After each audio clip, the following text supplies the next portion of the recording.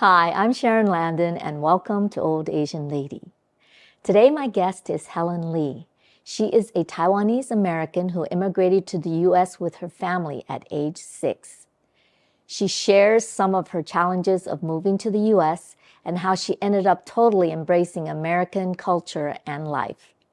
We chat about her decisions moving back to Taiwan, her challenges managing her epilepsy and surgery, her work with nonprofits both in the U.S. and Taiwan, and how she's had to balance her dual cultural identities, navigating life back into Taiwan society as an adult.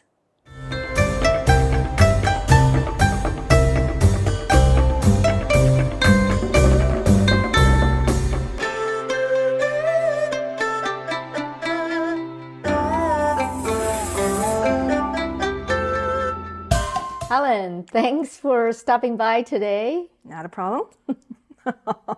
My pleasure. I wanted to talk a little bit about your background. You're born in Taiwan. Yes. And then you left when you were how old? I left Taiwan when I was 7. 7. Right. Okay, and you went to the States, right? No, actually I did not. Well, here's the thing. My dad lost both his parents by the age of 14. Mm-hmm. To him, there's nothing more meaningful in life than have a interesting childhood. So he and his buddy went on a buddy trip to Costa Rica. Mm-hmm. And he came back and he just dropped his bag and said, that's where we're going.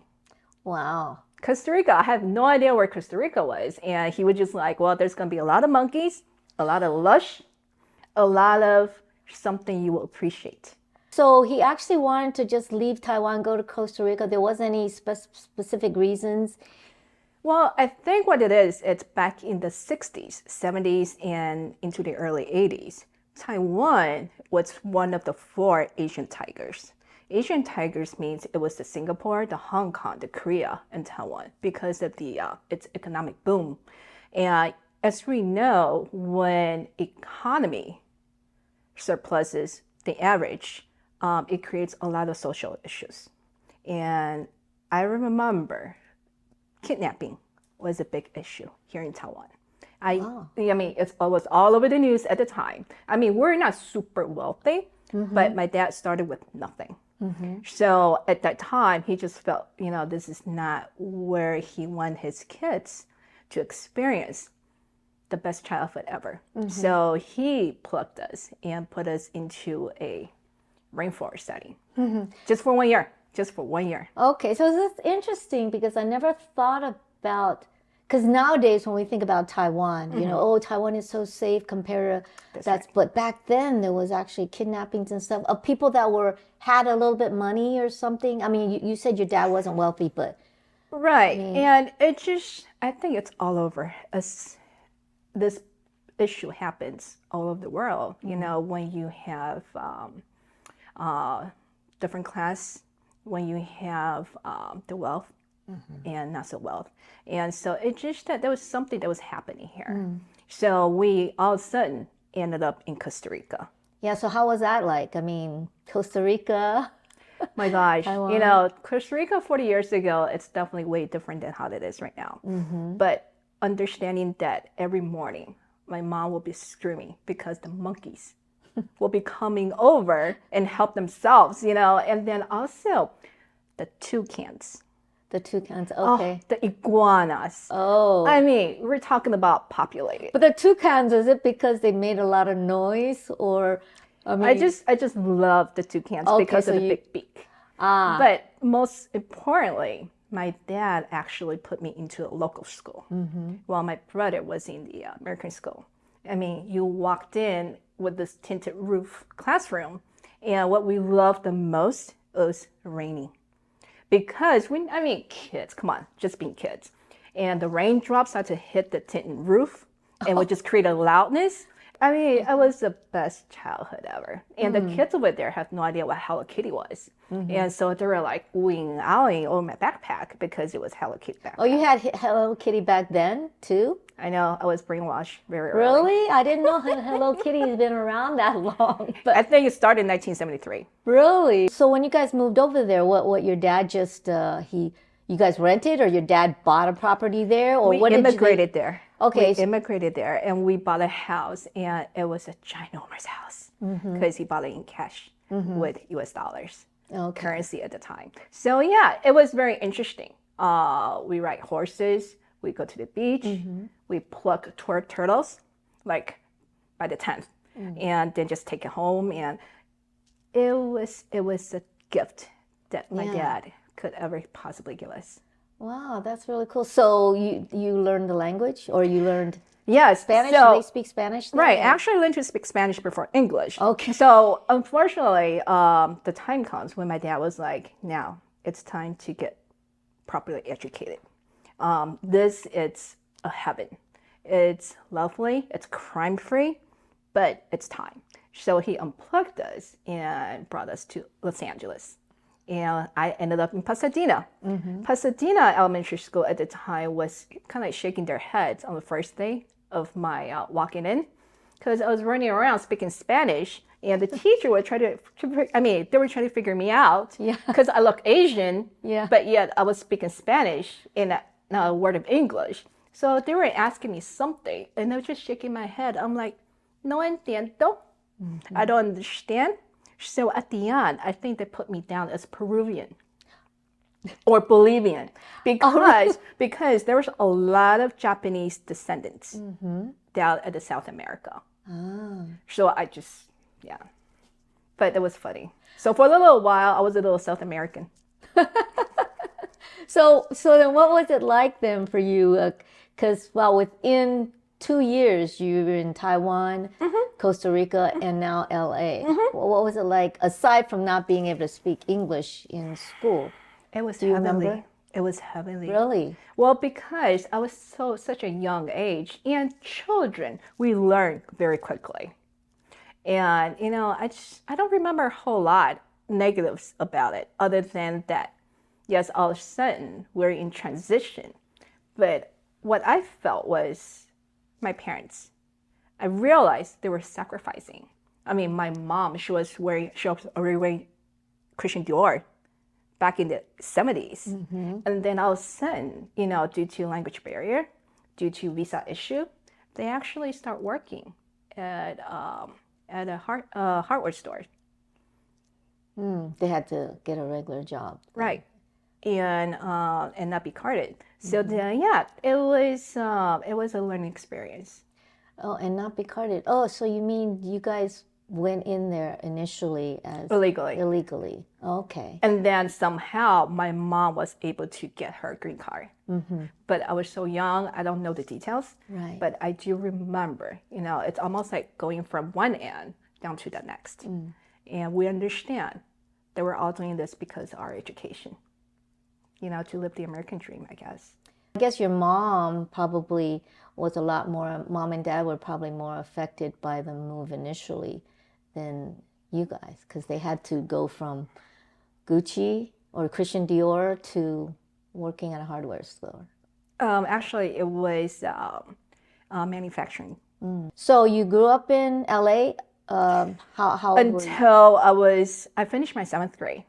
And then we moved out to Chicago. And I stayed in Chicago until I was done with school. Why did you guys move to Chicago then?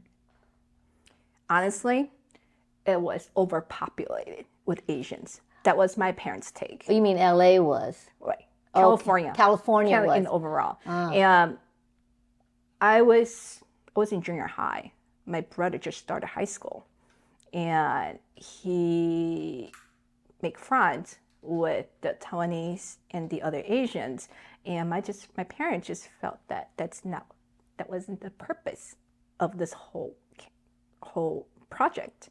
So then they unplugged us and put us into where they consider as non-Asian, which is anywhere in the Midwest or further out. And so we ended up in Chicago. Okay, it's interesting because I've heard you say whenever your parents took you to somewhere else, they unplugged you. I mean, I can't deny that. And I think it's a natural reaction because we already start to have friends. Yeah. I love my teachers. I love everything. But yet to be told to start elsewhere, so be it. But Yes. it's starting new. Right, right. It's so your parents, because they moved you to from LA to Chicago, because you were around too many Asians, so they didn't do the thing where they wanted you to go to Chinese school, Asian, learn. I mean, keep up your language. I mean, Mandarin and things like that. They didn't want to do all of that thing. They were not too concerning as an immigrant generation. And what's even more unique was we all know Taiwan Mandarin is the official language. But yet, because we are the minority, we're the Hakka generation. Hakka is a descendant from the royal family back in the palace days. And so we have our own native tongue. So we're forbidden to speak Mandarin anywhere at all. The minute we walk into the door, it's nothing but Hakkanese. Wow, that's interesting. And from that on, either that or English with my brother, of course. So then Mandarin was not on our plate. Oh, so the Asian, the kids that you were hanging around with, then too many Asians, is they were speaking Mandarin. Not Taiwanese kind of thing. Which Right. Okay, that's interesting. Right. Oh, so you spoke Taiwanese the whole time there with your family. Actually, it wasn't Taiwanese. It's Hakka. Oh, Hakka is Right. It's a minority of all minorities here in Taiwan. Yeah, okay, because I had understood for some reason somebody had told me, maybe they gave me the easiest explanation was that actually Hakka was kind of Taiwanese. A lot of people quote Hakka generation. It's more like the Chinese Jew. Oh, really? Yes, that has been published. I mean, they were like, oh, Hakkanese. Oh, you're the minority, but yet you focus on education. Try to use education to excel. And the norm, the practice, it's similar to the Jewish descendants out in the West. Oh, because they're stereotyping about Jews. They're really good at business, good at dealing with money and things. So Hakkanese were more on the wealthier side. Hakkanese were the poor people. Hakkanese are good at trading, good at education, and they tend to excel more because we're the poor people. Oh, interesting. Yes. Wow. All right, so then you're in Chicago. Yes. Let me see. You said you would have been in high school, or you said? I started 8th grade there. 8th grade there. Yes. And how was that? I mean, that's also quite a different culture from California to Chicago. Quite different. Well, how different you want to say? Quite different. No. Yeah. 8th grade. So we first got to Chicago. I was a little bit late to apply for the public school, so my mom somehow put me into a Polish school. Did you know Chicago is the biggest Polish population outside of Poland? I didn't know that. Are you sure not Detroit? Because there's a lot of Polish. My ex was with Detroit. From Detroit. No, I mean Really? Niles, Chicago. That's how I ended up at St. John Brepoff. And then, I mean, it's a Polish school. And of course, Polish descendants. I remember every Wednesday morning, we had to attend the Mass in Polish. And so I used to know how to recite St. Mary in Polish, something like that. I mean, but that was very interesting, yes. I ended up in a Polish Catholic school. Oh, and Polish and Catholics. Were you guys, was your family Catholic? No, we're Protestants. Okay, so then that had to affect something. So my mom said just for 1 year until we got the visa thing situated. Right. And then from there, high school, I did also 1 year of Catholic school. And it was a very, very well put together Catholic school. I mean, Regina Dominican High School. Kids who are well educated and coming from a well-to-do families. And so it was definitely an eye-opening experience. And after that year, I said to my mom, I don't think I belong here. And she was like, no, it's okay. We have green cards now. So now you can go to public school. Oh, what was the eye-opening experience that you were talking about? You remember I any? mean, the girls were very well mannered, but in their Corvettes and high-end cars. I mean, coming from a labor blue collar family background, and I just don't really fit in. But it's definitely giving me an eye. I mean, they're great people, but I'm just not that crowd. Yeah. No. Yeah. Oh. All right. So then after your Catholic school, you moved again. So I'm To the talking public about school. to the public school, right? What? Hillary Clinton went to school. Oh, really? Oh, was she from Chicago? I was Yes. thinking. Oh, I'm just thinking Yes, Arkansas. yes, But Park that's Ridge. Yes. ah. And what's his name? Harrison Ford also went there. Okay. We used to look him up on the yearbook. So I mean, because Clinton went there or Harrison Ford went there, I mean, did that And now I give ended you up a there. sense of pride? No, it was just something we kind of brag about. Okay. Whenever people talk like, where did you go to high school? Oh, yeah, there are two people. Right. Oh, well, interesting. A sense of identity that you went to that school. But at this point, what were you feeling about being in the States? I mean, in terms of your identity, were you fully embracing American culture? I mean, you're still speaking Hakkanese at home. Did your parents speak English? when you No, guys not were so in the much. States? Not so much. But no, you know what? I mean, we weren't the only Asian. There were about 23% Asian population at the school at the time. I mean, we looked that up. And so, I mingle with the Indian descent. There's a lot of Koreans. There's some Japanese. There's a lot of ABCs. So we identify ourselves as American Chinese. Okay. It was just never an issue for me, at least. I already understand the culture difference. I understand the language difference. But yet, to me, the ideology, the concept of social being wasn't really, really, really introduced to me at the full scale until I was in school. So I was brought up Americanly, if that's a word. Right. Yeah, because by then you had already been in the States for quite a few years. From Almost your as to- long as I can remember, in a way. Yeah. So did you only hang around with Asian Americans? No. I mean, I just don't feel there's any difference. I mean, she's a friend. Yeah. She's a friend. Yeah. He is different. He is different. So be it. Where did you end up going to college? Was it in Chicago, or did you try some other This is place? something really interesting. Growing up in the Asian sector, I think there was about 4 career plans. All Asian parents would like their children to pursue. One is what? Law, School of Medicine, engineering, or pharmacy, especially for the girls, because they all felt that being a pharmacist is a stabilized job.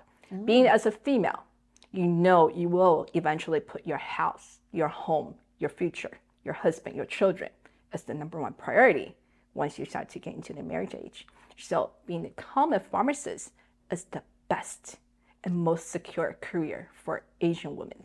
Because you don't have to move around a lot. You can be there as a pharmacist. in one Right. And place. you don't need to worry about catching viruses and, being in the germ setting. So then I did that. So I literally picked pharmacy as my, as my study. And I never really doubt that. But then yet, once I finished year 2, and I started to doubt about if this is actually what I wanted for me, myself. Because I started to realize, become a pharmacist, the work ethics, the surrounding, it just so confined and so limited too. I just can't really see myself in that cubicle. Of course, become a pharmacist, you can work in the research lab. You can work, there's a lot of areas you can master in. But it's still contained No, inside, it's just not me. Yeah. I think it was just the way, come back to the way how my dad raised me. I remember when we were in Costa Rica, one year, it was around Christmas, he took us to the slum. All right. And it wasn't too far away from that house. I remember we were there to pass cookies and little breads and what. Yeah, we were making a little mission statement with the Chinese church there. And with that, my dad pulled me aside and said, "Meme, look, what do you see?" And I looked around, and these houses were in cardboard almost. And there was a big window, and there were a few people there. One guy was playing his guitar, and they were singing songs in Spanish, of course. And he said, "What do you see?" I said, and I explained to him what I saw. And he was like, "So I want you to remember, wealth can bring you happiness. Materials can bring you joy. But for one person's joy and happiness may not be how you pursue it. Mm-hmm. So you have to understand, and you have to be responsible to yourself. In life, you have to know what you want." Yeah. You know, I was just, every time I think of this, I'm just so grateful for my dad. You know, he is so philosophical in his own way. And he planted these seeds inside my head in such a young, tender age. You know, he said, "Look, I don't know what your happiness is, but God gave you something. So figure it out." And so year 2 of pre-farm, you know, organic chemistry killed me. My God, that thing, it's horrific. But anyway, You know, my brain does not work in that terms. I mean, oh, yuck. No. But yes, I sat down and think to myself, is this what I want? I'm creative. I'm passionate about a lot of things. I have a lot of curiosity in life. I don't want to be confined. So I actually end up finishing just regular liberal art because I just think like, you know, if I want to do something, I can always excel. I know I'm gifted in that. You know, that confidence has been built inside me all these years.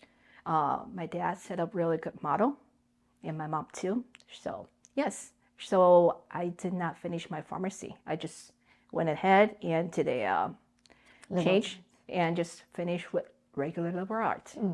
So your parents were okay with that, considering that They didn't know. not. They didn't know. How did they not know that you changed? Because they were so focusing on how to pay the bills and how to put food to the table.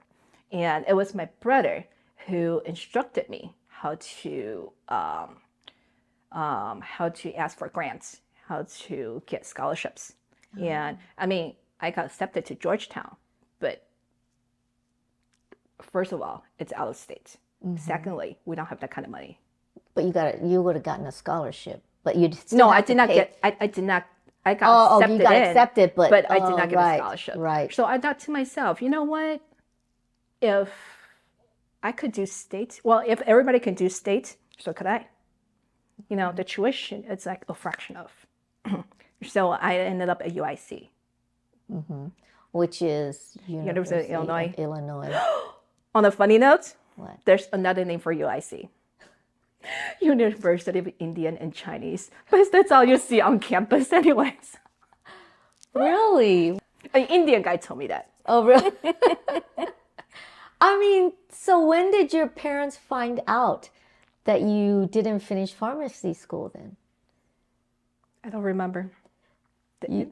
So there was never a big blow up in your memory or something. Wow, that because I'm just thinking, you know, your dad with the philosophy that he had, even though they would have wanted you to, you know, do well in terms of school. I think he just wanted me to be happy. Yeah, that's probably why he, you know, wouldn't have thought that it mattered anyway. No, it doesn't really matter. I mean, look, he started off with just a high school diploma. Yeah. he lost his parents at age 14. He got a plot of land here in Taiwan. And then he went to bookstores, started to look up on plantations and mutations and how to make his land more profitable. He started with that. I mean, to me, it's the notion of if my dad could do it, so could I. Yeah. That was being seeded. That was the seed that was planted in my head. Right. So with the liberal arts degree, what did you choose as a career? Where did you go from there? The drama. Drama. Interesting. In theater or in drama? No. The It's a drama, drama of it. I see. With the drum rolling right now. Okay. No. Growing up as an Asian American, I always want to be. I have to find my own identity. I don't want to be introduced into a marriage or a relationship, but no, I just want to be me. Come back to what we were just saying. My dad started with nothing, and I intend to pursue that route. Right. So what I did, I mean, it's a bad practice but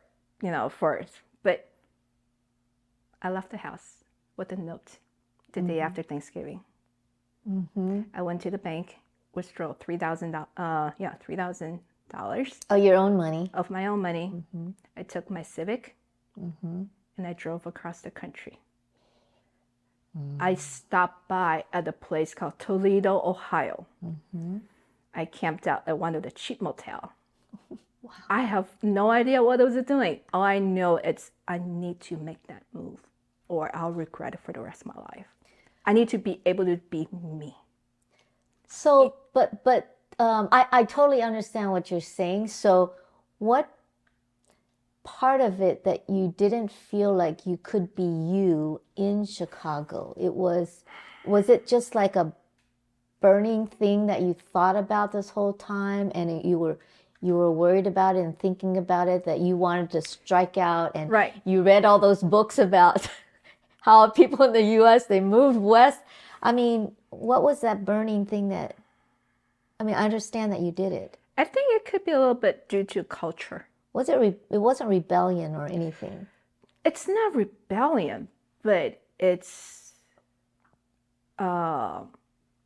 it's a reality check.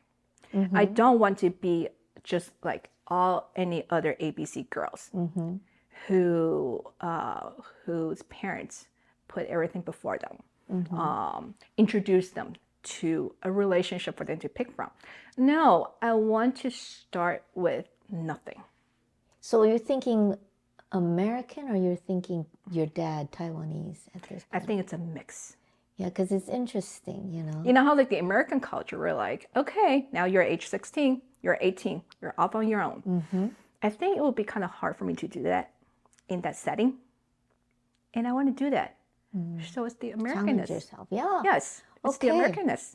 So, but I felt so bad make that gesture because the state troopers were looking for me. I found that out later on. Because you left a note for your parents to say you left. I asked my parents to give me 2 years. But I will definitely contact them once I settle down. But I had to find my own identity. That's what I wrote. I asked them for their forgiveness, but this is something I want to do. And so a week later, yes, my mom and my brother went to Maryland where I got situated.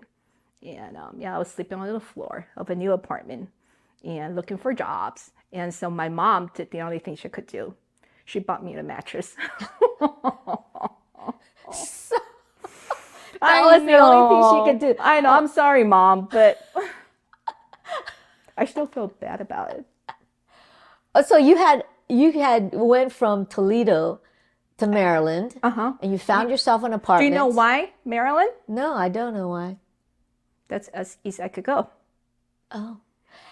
Do you know that that's not true? Because there's a place in Alaska, I just found this out because I couldn't get it straightened out in my head. But there's actually a place in Alaska which is considered the most east of the Oh, America. come on, cut that. I mean, No, I didn't believe it myself, but anyway, research it. But okay, so it was Alaska is out on the most West Coast. I know. I know. I said exactly the same thing, but if you look it up, it's crazy. I still don't believe. It's about perception and because it's Well, dealing with the I mean, international I cannot dateline. drive my Honda Civic to Alaska. You know that, right? I mean, that now will be quite challenging. Yeah, so Maryland, Yes. and you, your mom bought you a mattress. And what did you think she should have done, bought you? Nothing. But I was grateful. I mean, they just let me give my best shots. Yeah. So, how long did it take you to feel like you did the right thing and you were settled? The minute the apartment manager handed me the key, Oh, and that was my key. very. That's my key. Wow. And how old were you at this time? I was in my 20s. In your 20s? Yeah, mid 20s. Yeah. 'Cause I moved out before I was 21. Ah, see. Yeah. But, and then. I was a rebel. Come to think of it, I mean, if this is my daughter, God. Yeah, I Oh, let feel her like have it's it. quite an American way of thinking. That's why when I was asking you, because knowing you, I know that there's certain aspects of you which are quite American and certain aspects of you that are quite Taiwanese. Yes. And in terms of balancing it out, Yes. it's Yes, interesting yes. how Yes. people have to do that. Did you know, talk about the Taiwanese? Let me give you an example. When I was in kindergarten, I remember one day my mom was putting dinner, getting the dinners ready. And you know how we have the lazy Susan?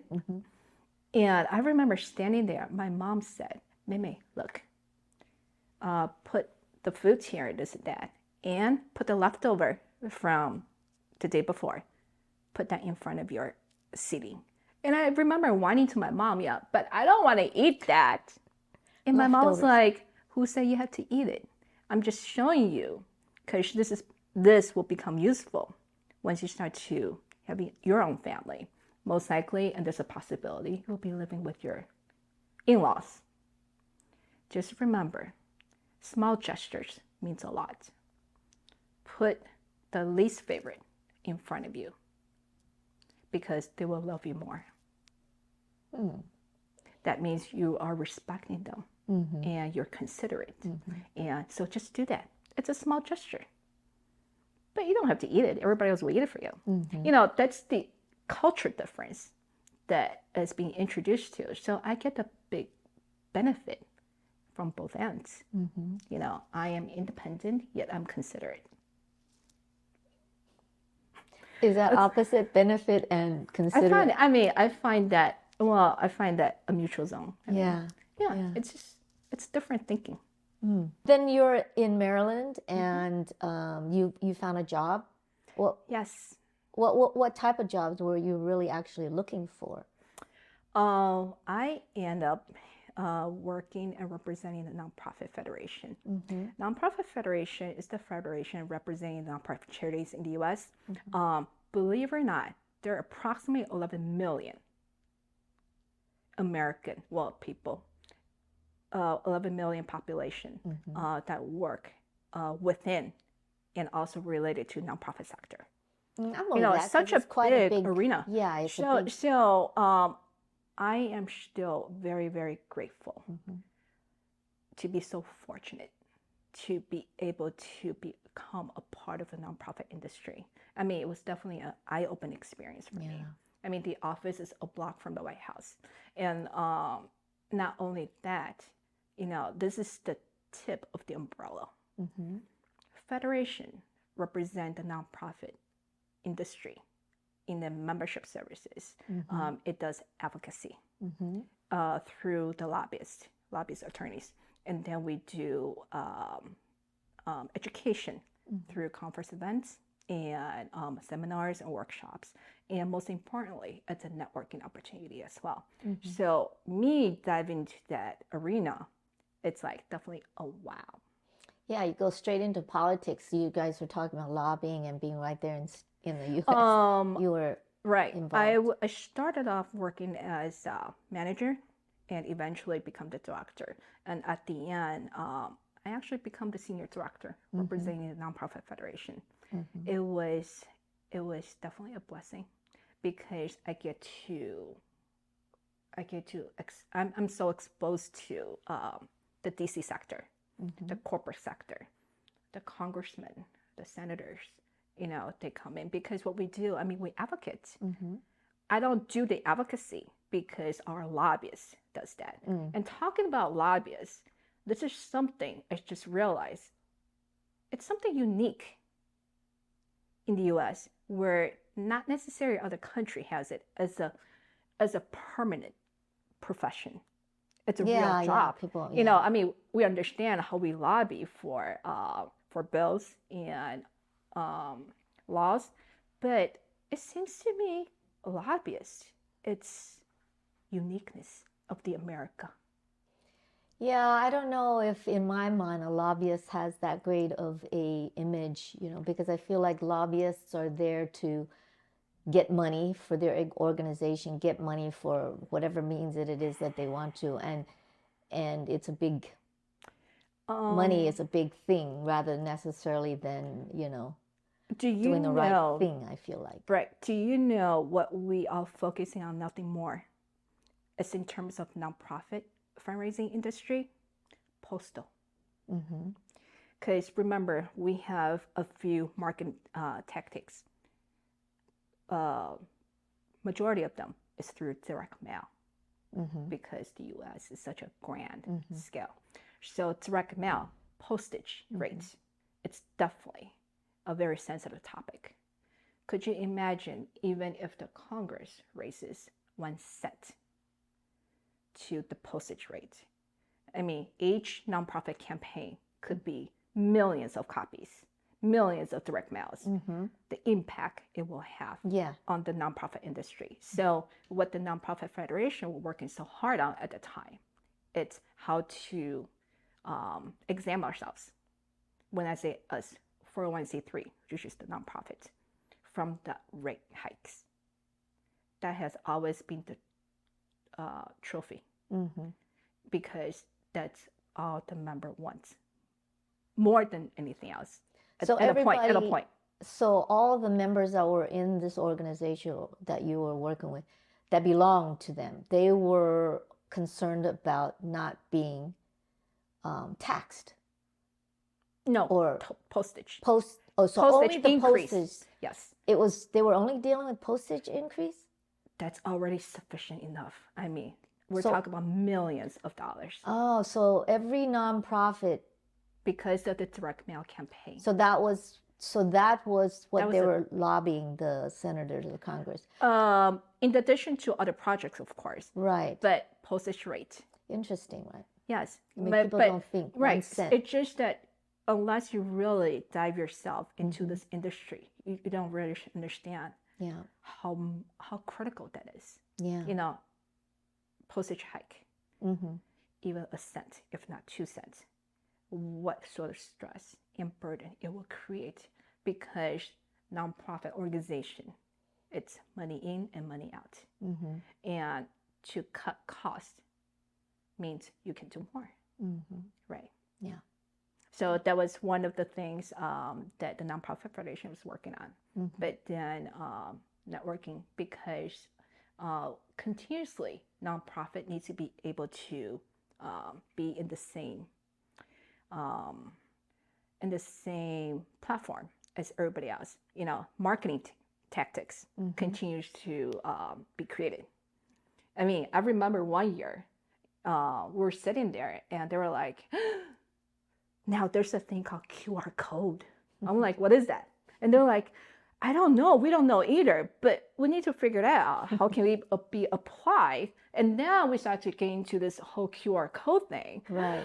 Oh, wow. Saves a lot on postage if somebody just scans the QR code. I don't know if, right? Well, it was just very, very, very creative.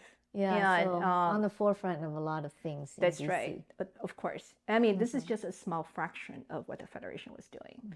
And then one thing I'm so proud of the nonprofit industry in the US, and to become a member of the Nonprofit Federation, there's one thing and one thing we demand. Post your annual report on your website. Make it available. Because as a donor, Transparency, yes, yeah. transparency. Yeah, yeah. I mean, now I'm here in Taiwan. I've been invited to engage with a lot of local nonprofits. They hesitate to do that, Yeah. but only if you can stay transparent. Will you be able to market to the donors, right? I mean, the money coming from the donors are hard-earned money. You know, every penny counts.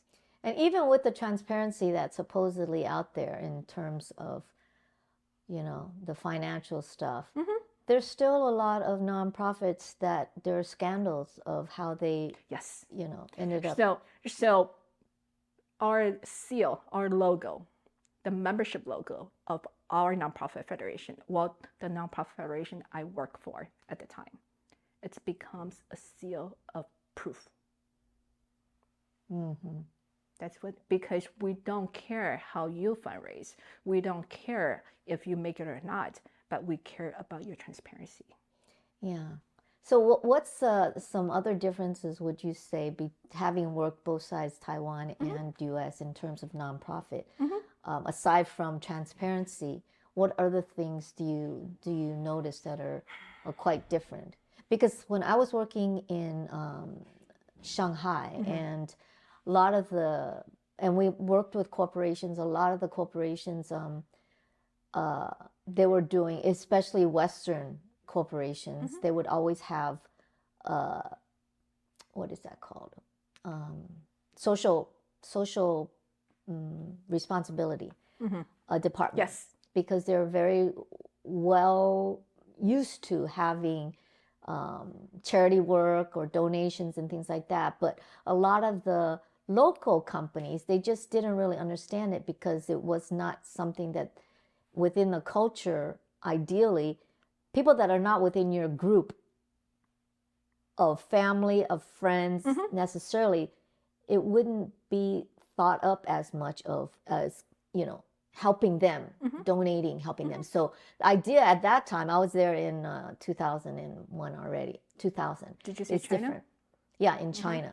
So yeah, for Taiwan, was it still also the same kind of mentality, or is there something else? I mean, now it's already 2025, and there's still the non-transparency here. So, well, it's not just the transparency that concerns me. yeah, It's the ideology of team effort.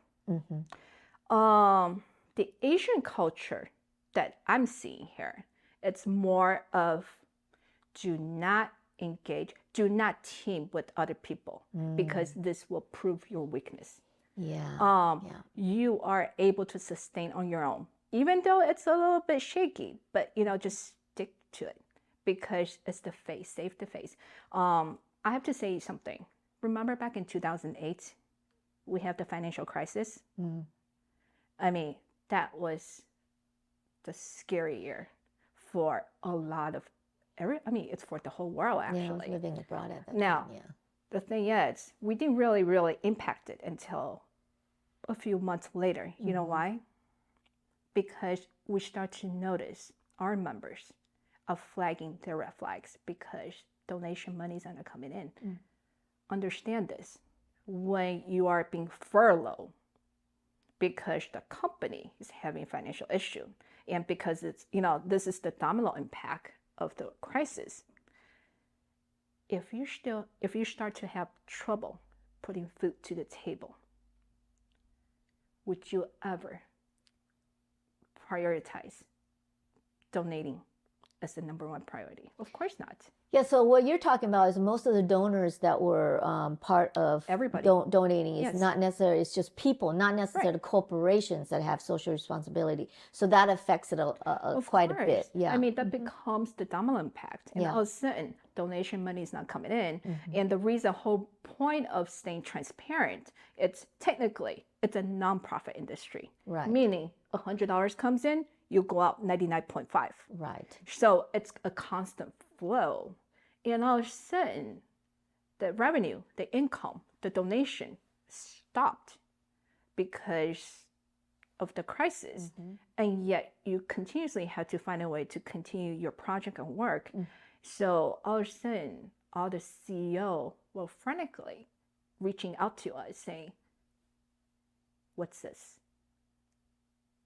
I remember what impresses me the most, it's within hours, the CEOs of these big nonprofit organizations, the ones you can think of, I'm not going to name any names, huddled together with us on the conference call.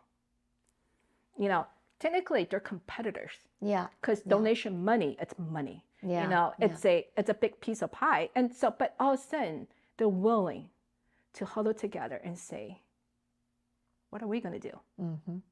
So what are you going to do? And or the other CEO will say, well, I'm in medical research. I mean, what should I do? So all these big superior leaderships in the industry put everything down and start to do work together. Yeah. Solve the problem. I think that's the beauty of the American culture. You know, unity, focus on the problem and not anything else. I don't understand why not every sector, well, not every country, not every ethnic group can do that. I mean, I don't know. It goes back, I think it goes back to culture again. Yes. Because U.S. is very individualistic. It's teamwork, but it's teamwork and it's banding together to solve problems.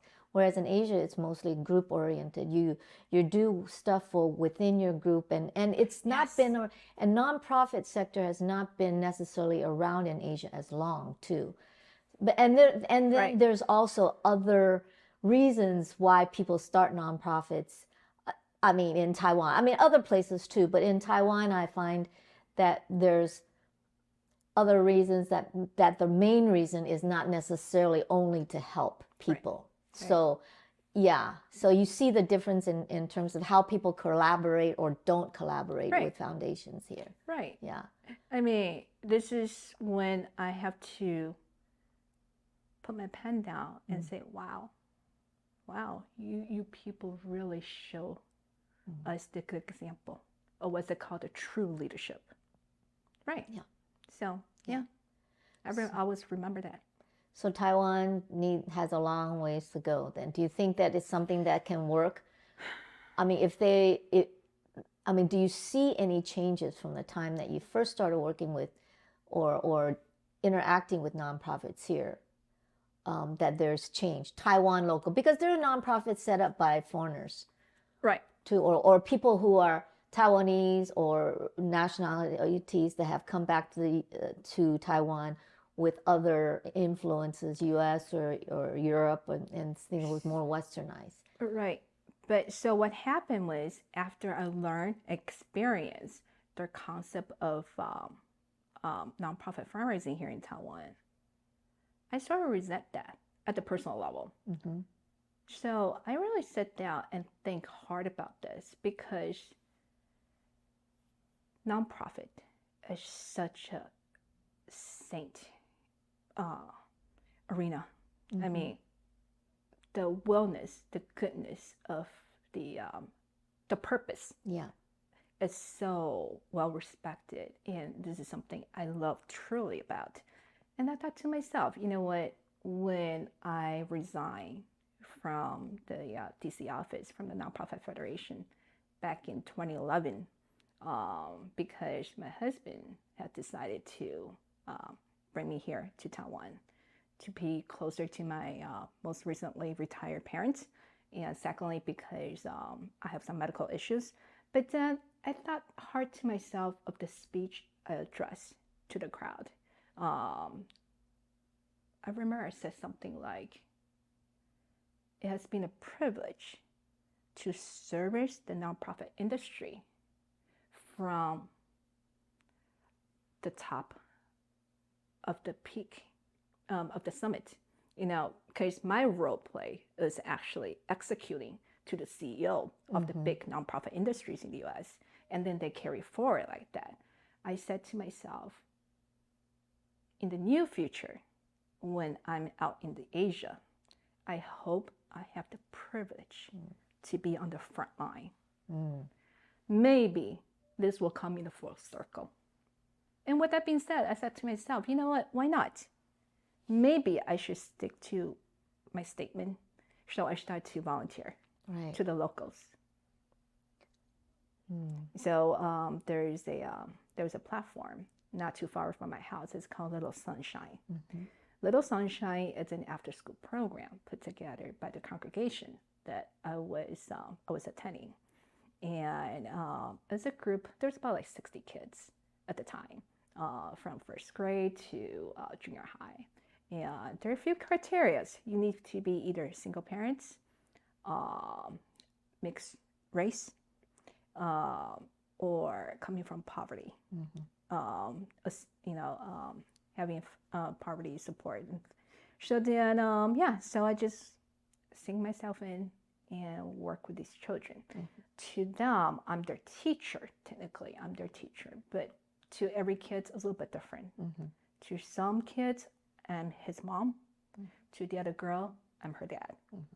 Depends on what their needs are. It's almost like a case. It's a case study in a way. So I work with them at the individual level. And yes. So did this fill your sense of fulfill your sense of giving back, or the service, or helping people?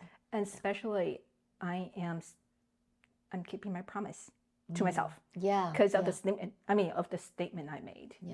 And it's just it's very overwhelming sometimes, because these are not. Some kids are a little bit hard to work on, but just love them one at a time. And one day at a time, every single day, almost. Usually I'll go about 4 days out of the 5. And I'll stay with them until the class finishes at 6 p.m. So actually what you're doing is more volunteering work for different nonprofits, which are more hands-on. You're more hands-on, rather than dealing with the foundations or the that are in Taiwan that are trying to do, Right, because I felt that if I cannot change the minds of the adults, because everything has been set in stone, I need to introduce the concept to the younger generation.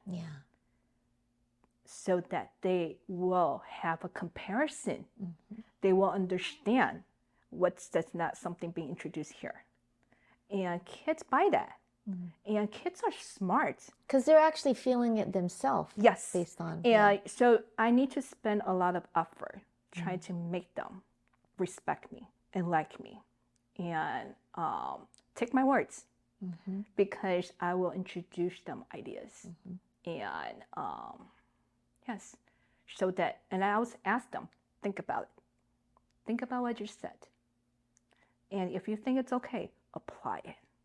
So I am so proud here to declare to you this year, the past year, 2024, was the first group of kids out of that foundation that went to college. Oh, nice. I work with them since during 5th grade. Because starting 5th grade, especially once they start to go into 6th grade, I said to them one at a time. I said, you need to go to college. You need to be educated. You need to have what it takes for you to be respected in this society. Unfortunately, this is what it is. Going to college, it's a must. You owe yourself that much. You owe your grandparents, if they're being raised by parents, that much. But more importantly, you have this opportunity. Mm-hmm. This is called responsibility. Yeah. I said, look, if once we get to that point and you got accepted to college, you don't have the money to pay for tuition, I'll help you. Mm-hmm. You know, children are good listeners. Mm-hmm. But you also need to continuously push them, reinforce, and guide them to the direction of. Yeah. I never, ever think that they will be in college now. Mm-hmm. But that class, the first class, and now the second class too. Amazing. Not every one of them, but right. You know what? That's a milestone. Yeah. That's a milestone for the foundation. I mean, look at that. Mm-hmm. Look at that. So, that's when I really get myself a pat on the back, say, you know what? So be it. I did it. And, you know, they're on their own. I see them occasionally on the streets, but I don't engage with them as much either. Mm-hmm. It's hard for me. You know why? Because I have to, in a gruesome way, I have to remind them I'm not their parents. I'm not their mom. They cannot rely on me on everything. They need to learn how to be independent. Yeah. I just want them to understand the importance of social skills. Yeah. Because social skill can be the card of success. Yep. Absolutely. And when they're coming from the background that they have, which is, you know, poverty, broken family, it's hard for them to get to the point where they have. So that's just amazing, you know. I mean, they also taught me so much too. Yeah. Could you imagine a child when she was in 5th grade? She used to steal money from her grandparents' petty cash so that she can hop onto the bus and go across town and stand outside where her mother works, because her parents were divorced, and in hope to have a glimpse of her mom. Yeah. You know, stories like that. Yeah. And that really, really, really make us think twice about how our own lives, how lucky how appreciated we are. Yeah. So it's a win-win, because I learned so much through them. Yeah. And yet I hope that I set a good example. Yeah, I think we get used to living our own lives, and we have hardships, and we have this, or maybe I didn't get this what I wanted to get, and we just don't put it into perspective what other people's lives are like, and how much worse their lives are. Yeah. So I think, you know, giving back like this, at least you've been true to yourself in terms of giving back when you want it, and fulfill your promise, like you said.